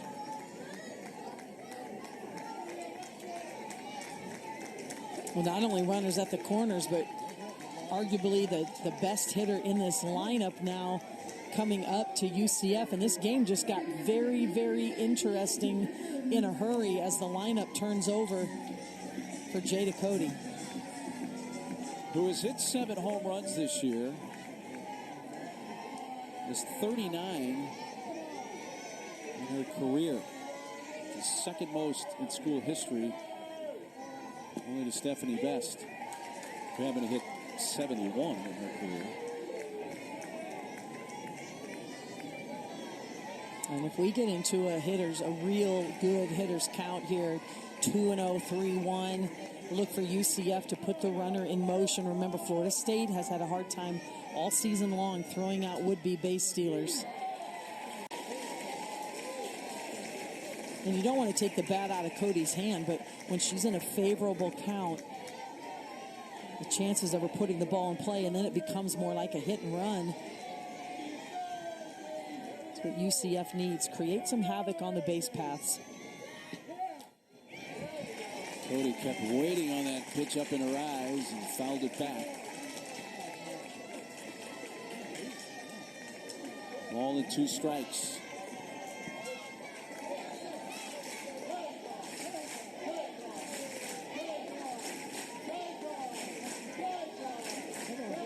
Run in here in the UCF 5th. They've got a couple runners aboard here with 2 outs. Cody got under it, a high fly, left field, waiting on it. Mudge makes the catch right near the foul line. UCF settles for 1. Benefits. Start building your career with Florida Road Jobs today. Visit floridaroadjobs.com now. Florida State senior Anna Belvi. Saw her getting last night's game. We may see her getting the game today. We'll see. But she was with the team in Durham last week. And 8 days ago, tornadoes that came through Tallahassee downed a tree in the yard of the house that she's living in. And that tree actually came through the house into her bedroom. Unfortunately, she wasn't there. She was in Durham with the team. Just a small little snapshot of all the damage, the debris, everything we have seen here since we've been in town for this regional. The tornadoes that came through town and damaged certain parts of town, as well as part of the campus here at Florida State. FAMU, south of us, took some damage as well. But happy everything is good. She wasn't around, thankfully, when that tree came crashing through her bedroom. And just, we've been here now for a few days, and it's unbelievable, even though we've been around campus and, haven't been able to venture out too far within the community. Just the amount of debris around the campus and the amount of trees down and the amount of buildings damaged, it's just, it's heartbreaking. Yeah, locals, from what I hear, have said it's the worst damage to Tallahassee since Hurricane Kate back in 1985.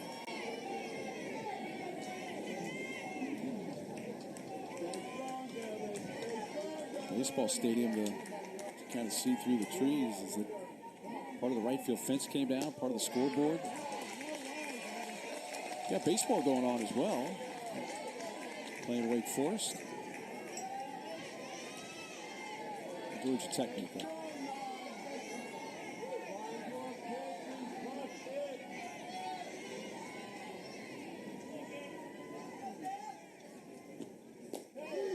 Strike on the inside corner to Flaherty.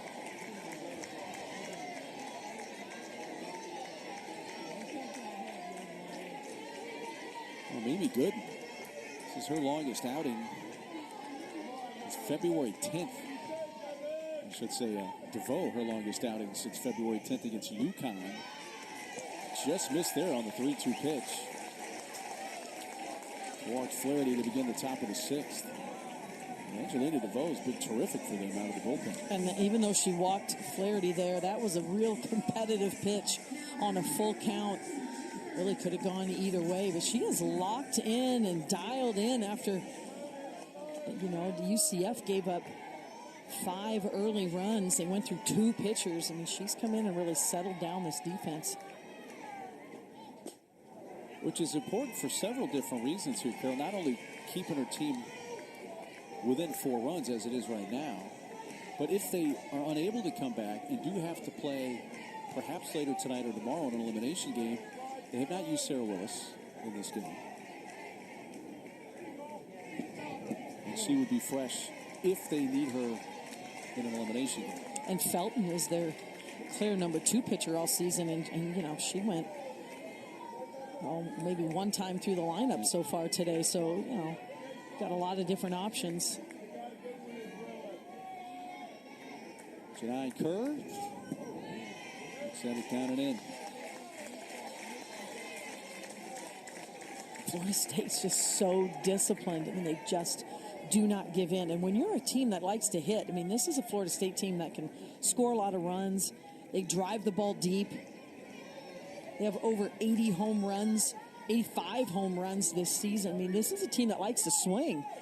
And hitters like to hit. Hitters like to swing. And yet this Florida State team does not give in. If it is not a good pitch to hit, if it is not in the strike zone, they are so disciplined.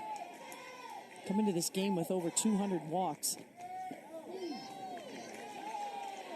DeVoe pours in a 3-0 strike.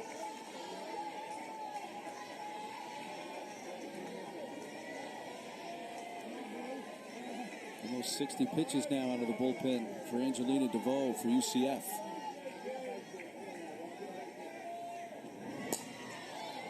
In the air to shallow left field.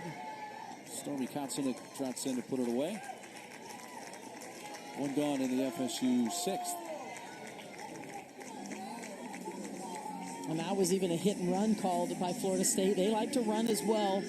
But sometimes when you're struggling against a pitcher, if you can take that decision making, should I swing or shouldn't I swing, out of the hitter's hand, and they know they're swinging at the next pitch and the hitter's count, a lot of times that can help a hitter. Pickoff throw back to first from Cody.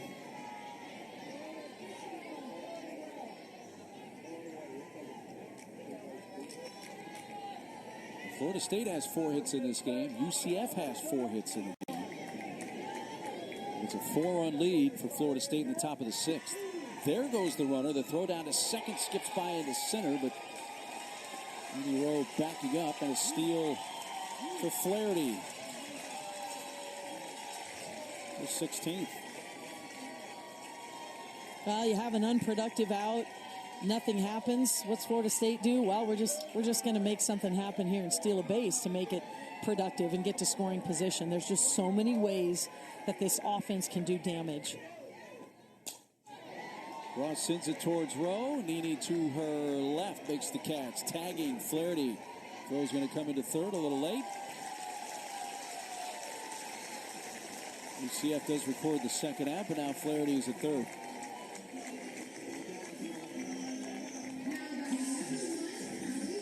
And what does that stolen base do? That allows Flaherty to get only 60 feet away from scoring another run from Florida State as she's able to advance. And, you know, if there's one thing you could say consistently about this Florida State program is that they are so good at getting the extra 60 feet, finding a way to get to the next base.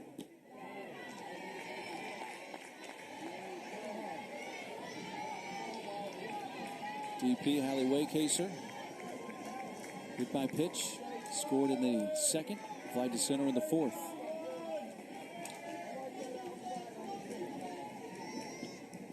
Waycaser takes in the dirt and well picked by Cody.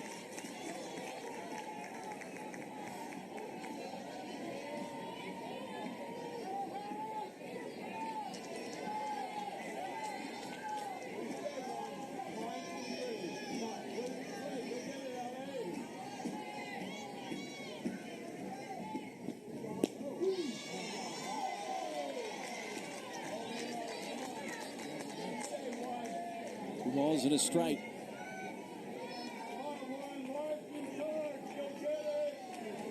Florida State's only had one hit off of DeVoe. It's a Beecham single.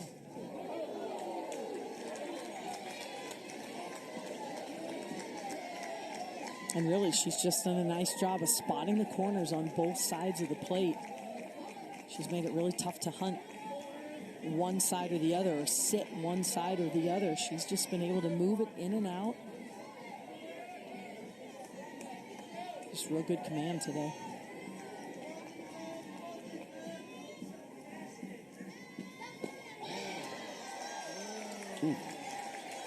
Tough pitch to take on 2-2, and it's a full count. And you feel like every pitch is just competitive. Coach Ball Malone liked it as well. It looked good from up here, too. But just even her pitches that are called balls, they're competitive. They're right on the corner. Ball 4 on a check swing by Waycaser. Second walk of the inning.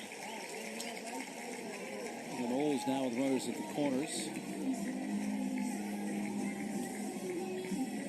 Pacer's going to come out here.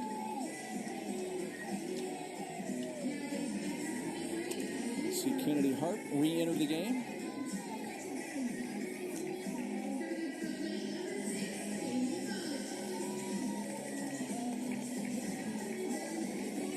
And I'm Florida State. I'm having Kennedy Hart get down to second base on the first pitch. No need to waste any time there. Just one of the best base stealers on this team.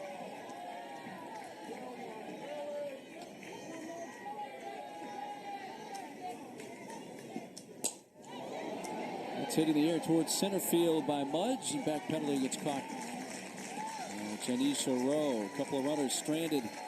That's 4 1/3 scoreless innings of relief. Capital One. What's in your wallet? We hooked a GoPro to a dog for 2 reasons. One, dogs work really cheap. And number 2, it's cool.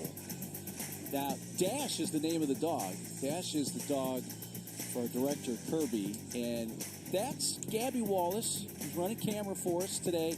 She drew in about, 10 minutes? It took you about 10 minutes? That's spectacular. You are great with the pencil, and I'm sure you can do it with other artistic qualities. That's Dash, drawn with the GoPro. How cool is that? Gabby Wallace. Nicely done, Gabby. Beyond impressed that 10 minutes, as I told you in the booth, I don't think I could draw that in 10 days. I mean, that is definitely not a skill in my wheelhouse, and just very impressed, Gabby. And leave it to our director, Kirby Kander, to get somebody on staff that he doesn't have to pay. He just has to feed him, Alpo or whatever Dash's favorite dinner is these days.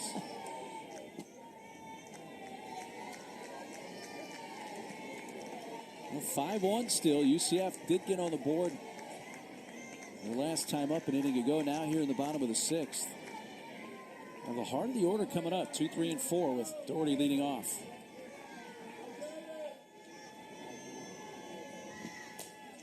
Hit towards the middle, one bounce, gathered by Torres, throws off the glove of Ross. It was a little wide up the line, but it didn't look like Ross was coming off the base.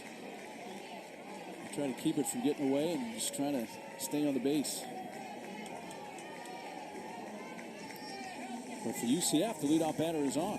Yeah, Torres goes a long way to get this ball and has time to get herself squared up, but her momentum is still going toward right field. But that's a ball that needs to be caught by Amaya Ross. Just is not quick enough with her glove to secure the ball. Well, this has popped up into the glove. Devin Flaherty. He did assess an error on that, but on the throw by Torres, but I'm with you. Hit the glove on the first base. First error of the game charged to the Noles, and that's only the 7th of the season. Charged to Torres. A true freshman, along with another true freshman, Beecham, playing on the left side. That's so good over there. Well, yeah, 643 charts does a statistic called defensive run saved, DRS, and Isa Torres is second of all of the shortstops in the field of 64 at defensive runs saved. 6.74 runs per game, so that is just very uncharacteristic of her. As you mentioned, it still could have been caught. That's a play that she typically is, going to make it really difficult not to catch, just throw it right to Ross. But Isa Torres, as a freshman, has really made a difference in this Florida State defense at the shortstop position. Bunted over Beddenfield, who reached up with her bare hand and then kind of bumped into the plate umpire Matt Dial. She's just having some fun with him, but the crowd, I think, is giving plate umpire a little grief for not getting out of the way a little quicker, but that's hard to do. And I just love that, what are you going to do if you're Edenfield? She's been in this position so many times, and he says, I'll get it next time.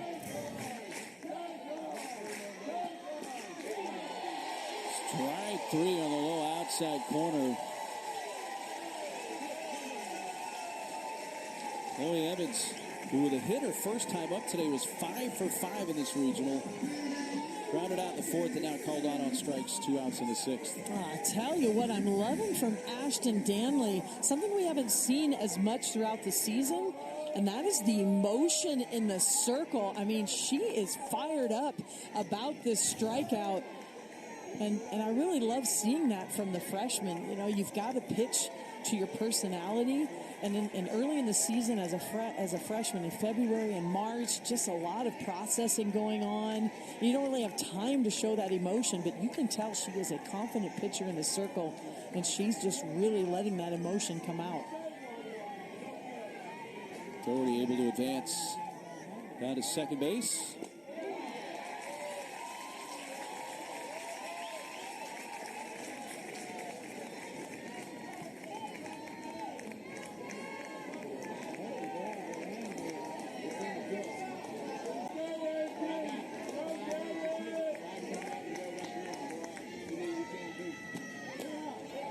Popped up on the infield, and Torres says, I'll take that. She does retire the side, so Danley works around the leadoff error. Going to the... Buy your tickets today at ncaa.com/WCWS. Class dismissed. The Seminoles are up 5-1 as we head to the seventh inning. And the leadoff batter in this frame is Jason Beecham, and she is having a monster freshman season, one for the record books. And when I think a lot about Jason Beecham, the first player that comes to mind is Hall of Famer Kirby Puckett from the Minnesota Twins. Not only just their stature and their strength and the way they hit the ball, but the way they play the game. And you take a look at their hitting style, and it's very, very close. And I tell you what, if she can have a career that comes close to what Kirby Puckett had throughout his career, she can be very happy. So we asked Jason a couple days ago, have you heard of Kirby Puckett? She had not, but she's not certainly the first in her age group to not know the Hall of Famer from the Minnesota Twins. But when you told more to her about him, I said, so do you care if we make that a comparison? She's like, yeah, great, go for it. And you just went for it. That was awesome. I see exactly why you say that, though. Yeah, and I said, go to Google, read about him. You're going to like that. It's your homework for the night. And not only was Kirby Puckett a great player on the field, Hall of Fame player, but as the fans in Minnesota will tell you, off the field was an awesome citizen of the Twin Cities.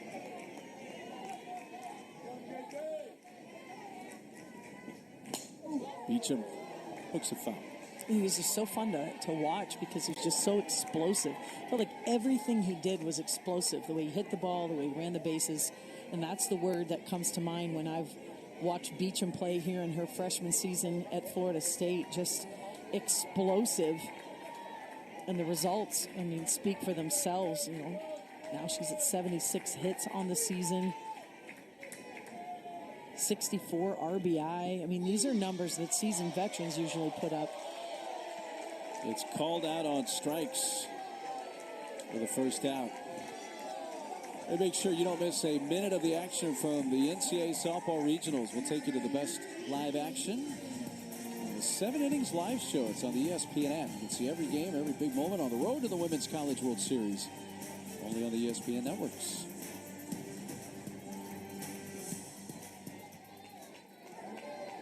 One out for Kaylee Harding.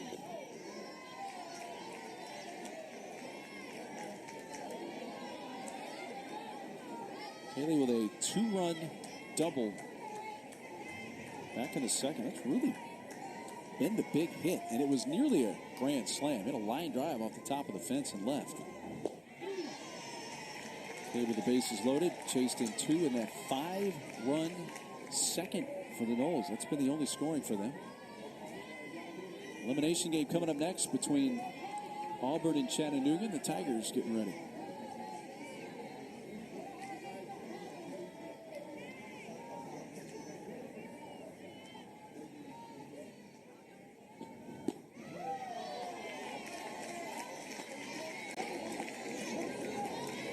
Senior Angelina DeVoe has been fantastic. The bullpen she has given her team an opportunity. You know, really, Florida State has not done much. Deep short. One hop throw is in time from Jasmine Williams to get Kaylee Harding 2 outs.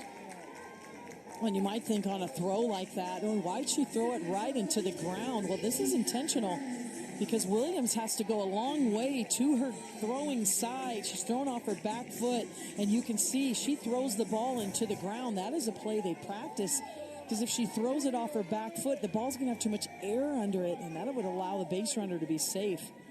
Good decision there. 2 outs, base is empty for Isa Torres.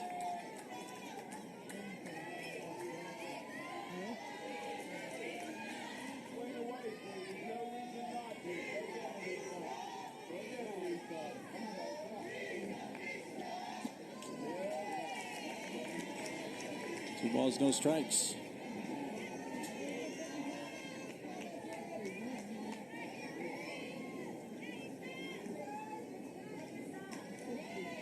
Five innings now of relief for DeVoe. He's not allowed a run and only 1 hit in those 5 innings. And now she gets back in the count with a strike, 2-1. And remember, this is one of the best scoring offenses in the country, and not against Angelina DeVoe. She has just picked and nibbled at the corners. That's to first, knocked down, and time to pick it up for Doherty to retire the side. Last chance for UCF. They have the 6, 7, and 8 hitters due up after great winner of this game. Right to the regional final. The loser will play the winner of the upcoming game between the Mocs and the Tigers. Such a key victory to win in this winner's game, because you go right to tomorrow. You only need one more win to get to Super Regionals, while the rest of the teams here in the regional really fight their way back to get to Sunday. A huge advantage, a lot more rest for the team who wins this game. 6, 7, and 8 batters for UCF, with Stormy Kotzelnick leading off.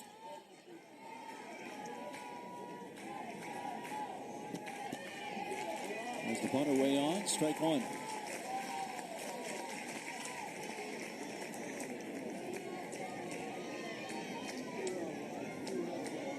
Lee came on in relief with 1 out in the 5th. So she's gone an inning and 2/3 of scoreless relief.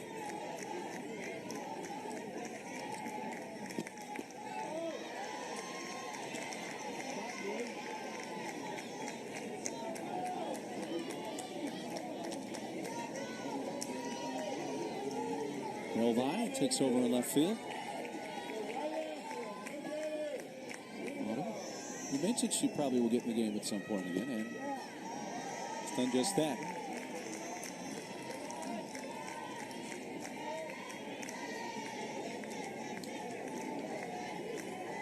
Kotzelnick 0 for 2 today.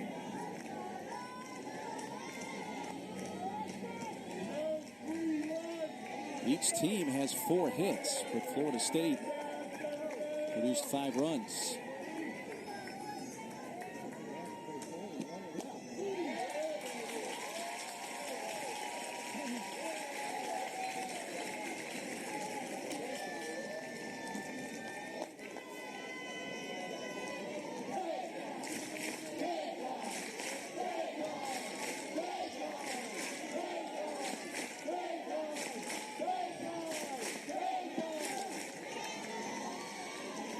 That'll take it to a full count.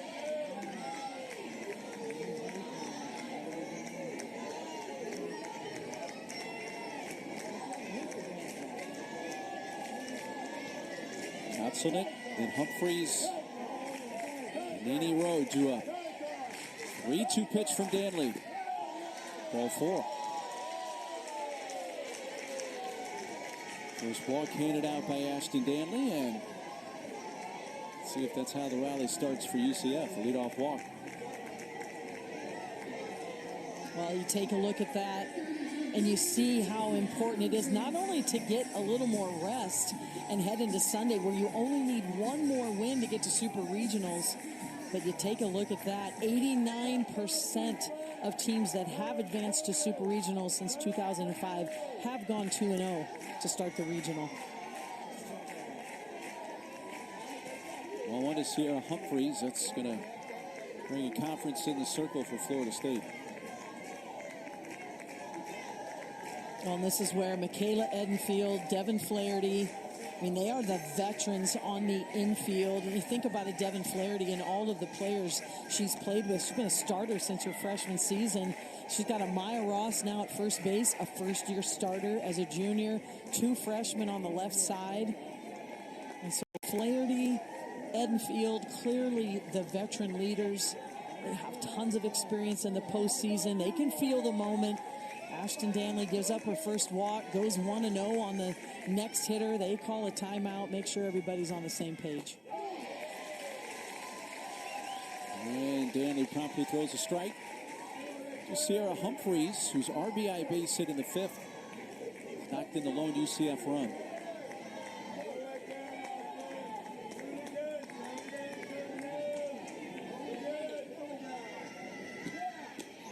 You know, and back to that player meeting in the circle, you've got to practice that, Mark. You can't, you know, just go in and look at each other and what are you going to say and who are you going to listen to and what are some good intentional words to help, not just like, here we go. What does that really mean? You know, you need to say the situation. Hey, we're going to get the lead out. We're going to throw strikes. But you have to talk with intent in a moment like this. Kerr makes the catch, fires it in, keeping Kotzeldik at first, and that is the first out of the bottom of the 7th.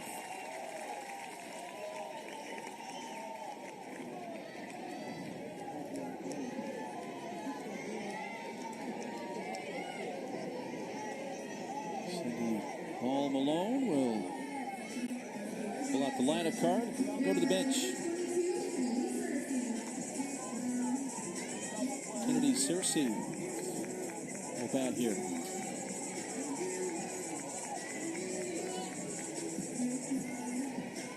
Searcy, a senior from Jacksonville.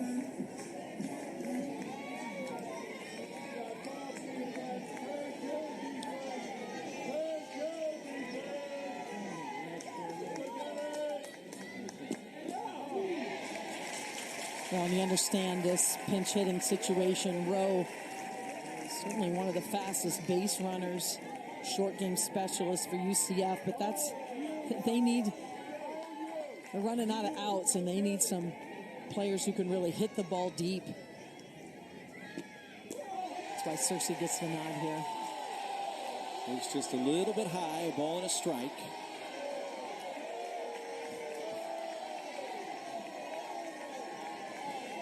Crowd still umpiring. A lot of umpires wearing maroon. Garnet, I should say. Searcy, 2-time All-American Conference first teamer, hits it back to the circle, and a double play wins the game.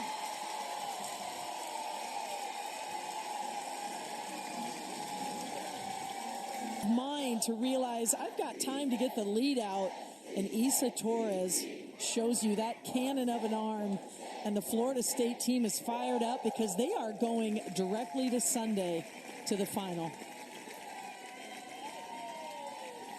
1-6-3 ends the game. And the double play turned by Florida State, their 25th.